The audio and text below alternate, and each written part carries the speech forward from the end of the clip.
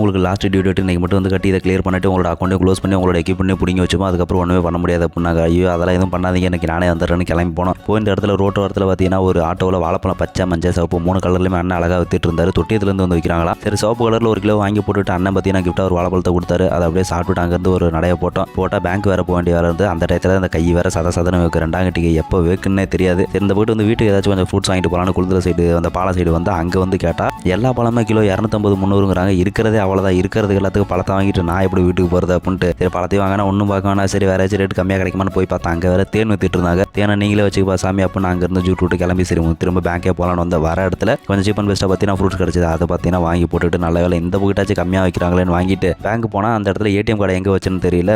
ஃபேண்ட்டில் வேறு எத்தனை பாக்கெட் இருக்குது கசாம்சான்ட்டு. அதுக்கப்புறம் தான் நம்ம வீடியோ பார்க்குற நண்பர்கள் வேறு வந்திருந்தாங்க. அவங்களோட பார்த்தீங்கன்னா சின்னதாக சார்ஜ் எடுத்துட்டு ஹாய் சொல்லிட்டு அங்கேருந்து கிளம்பணும். அதுக்கு முன்னாடி பார்த்தீங்கன்னா நம்ம தினவனம் தண்ணி வெள்ளரிக்காய் வித்துட்டு இருந்தாரு. அதையும் வாங்கிடுச்சு. ஒரு வழியாக பார்த்தீங்கன்னா கம்மியான ப்ரைஸ்லேயே கொஞ்சம் ஃப்ரூட்ஸ் எல்லாம் வாங்கிட்டு வெள்ளரிக்காய் வாங்கிட்டு லாஸ்ட்டாக பார்த்தீங்கன்னா ஒரு கடைக்கு வந்துட்டு அழகாக ஒரு காஃபியை போட்டோம். காஃபி போடாட்டி கதைக்காவது, டீ போடாட்டி பார்த்தீங்கன்னா வேலைக்கு ஆகாது அப்படிங்கிற அளவுக்கு பார்த்தீங்கன்னா காஃபி டீ கொஞ்சம் போட்டால் தான் உடம்புக்கு எனர்ஜியாக இருக்கும், கொஞ்சம் வெயிட் லாஸ் பண்ணுறதுக்கும் ஏதாச்சும் கொஞ்சம் யூஸ்ஃபுல்லாக இருக்கும். அப்படினால முதல்ல பார்த்தீங்கன்னா சின்ன வேலை இருந்து எல்லாத்தையுமே முடிச்சுட்டு டீவும் கட்டி முடிச்சுட்டு ஒரு வழியாக வீட்டு கிளம்பியாச்சு. அடுத்த vlogல பார்க்கலாம். Tata bye by.